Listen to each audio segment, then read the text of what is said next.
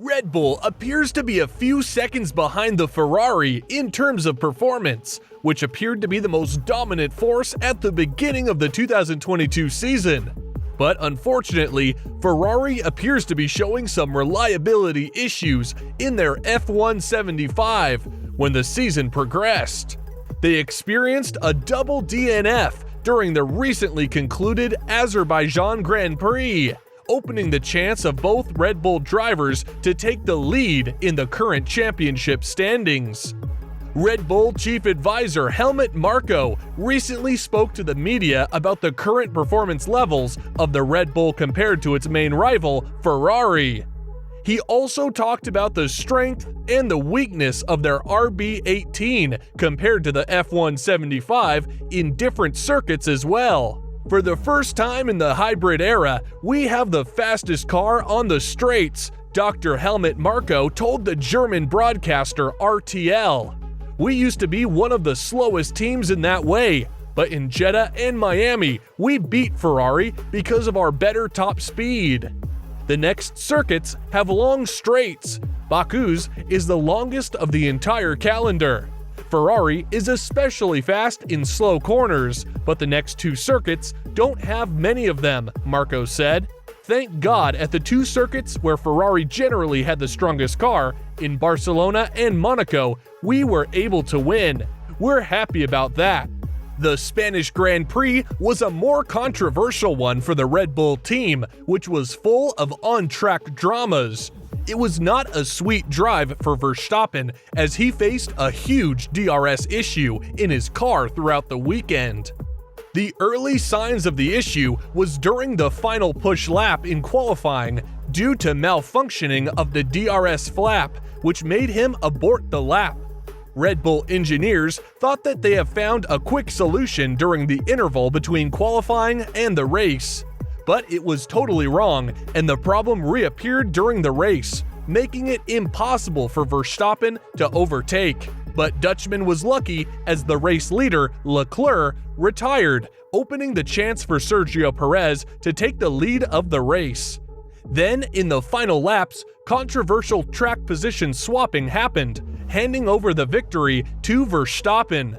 Prior to the Monaco Grand Prix, Red Bull engineers try to find a solution for this critical problem in the reigning world champion's car, and according to chief engineer Paul Monahan, the team has now learned its painful lessons and put a permanent fix in place.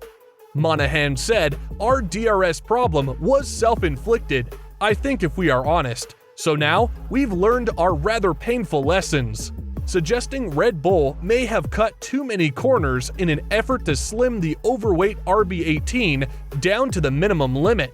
There is a sigh of relief after the work that some very clever people did, the research and the checks. They did a phenomenal job in a very short period of time. The challenge has changed from circuit to circuit. The wait time changes, the speed of opening changes, the conditions change. I'm confident, much happier based upon what we learned coming out of Spain. I suppose the galling part is the lesson we had to be handed on a silver platter, so yeah, take that one on the chin and move on. He said further prior to the Monaco Grand Prix, which was a successful weekend for them.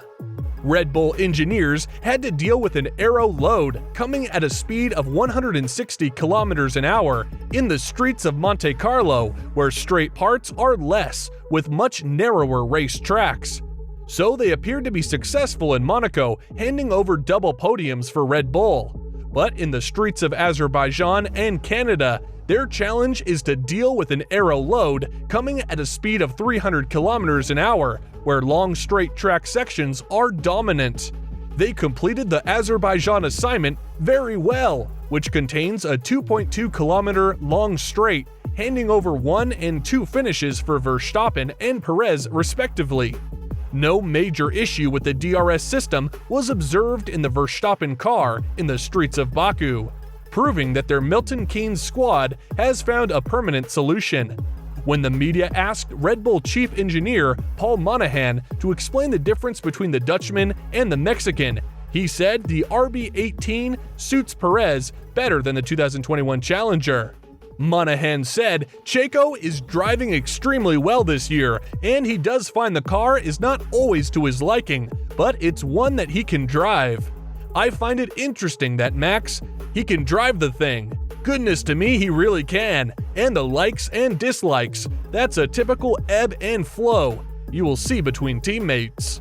I think last year's car, don't forget that we were coming to the end of a set of regulations which had evolved, and we'd evolved with Max. And then Checo got in, and as a teammate to Max, we couldn't have asked for better, could we? Monahan also continued that Perez is now at the peak of his performance level, at least as quick as Verstappen during every race weekend. But the reigning world champion is performing at his best ever level to find an edge in the final stages of qualifying. I wouldn't say it is a particularly difficult car. I wouldn't say it's an easy car. And at the moment, the ebb and flow is that Checo is very with it and likes it.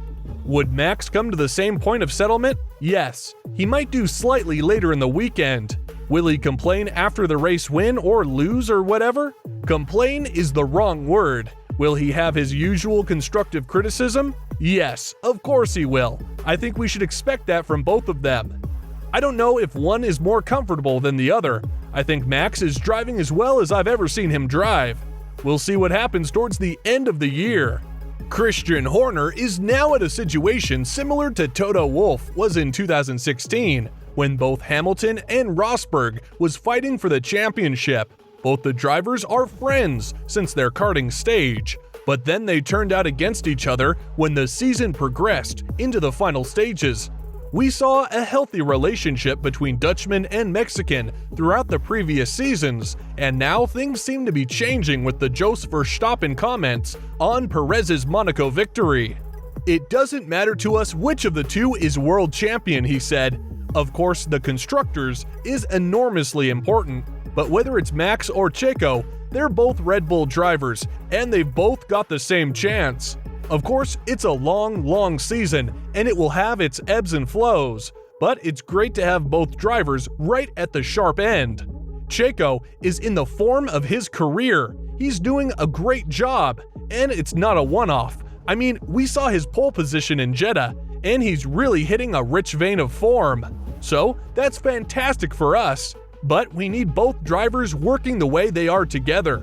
Because Ferrari had the quicker car, certainly in qualifying, whether it was the races is unknown, but they are massive opponents, and we've got to work collectively to make sure that we get both drivers ahead of them. At the end of the recently concluded Azerbaijan GP, Verstappen and Perez moved into first and second place in the current championship standings, with a gap of 21 points.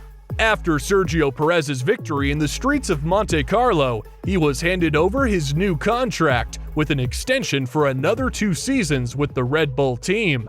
When media asked him about the clauses in his agreement to give priority to Verstappen in the races, Perez said, "We didn't discuss that. There's nothing in my contract that says that I need to finish second or something like that. It was not a topic at all." Mexican also added some comments on his freedom to fight for the championship within the Red Bull team as well. "I feel like I've got a good opportunity. Obviously, the season is still very young, so anything can happen from now. Now, the Red Bull administration has officially granted them full freedom to fight for this year's driver's title by releasing him from the wingman role that he played in the last year. After the Aston Martin team bought a heavy upgrade to the AMR 22 during the Spanish GP, it appears to be like a green Red Bull at the first sight, creating more heated arguments between the team officials about the copying of the RB18 design by Aston Martin. Several key personnel from the Milton Keynes moved to the Silverstone-based team for this season, and Red Bull's main suspect was that someone has illegally entered into their database and downloaded the sensitive data associated with the RB18. But Aston Martin denied the complaint from the Milton Keynes squad, and the FIA cleared Aston Martin of any wrongdoing. But Red Bull confirmed that they would be investigating internally to find any data breaches. Providing the latest updates on the ongoing investigations related to that issue, Marco said, "There was data downloaded, but I never said where that data went." That's another factor. Until we can prove something, we will not do anything against Aston Martin. At the moment, we can't prove anything, and so we're not making a case out of it, also because Aston Martin is not a direct competitor either. He also expressed his displeasure on the current behavior of FIA regarding this Aston Martin's replicating issue and the Ferrari's protest against Red Bull at the end of Monaco GP. "We do want clarification from the FIA," said Marco. "If you take Ferrari's argument, when they double protested against Red Bull after the Monaco GP, we are also talking about clarity on the rules. How far can you go? After all, we have a junior team, AlphaTauri.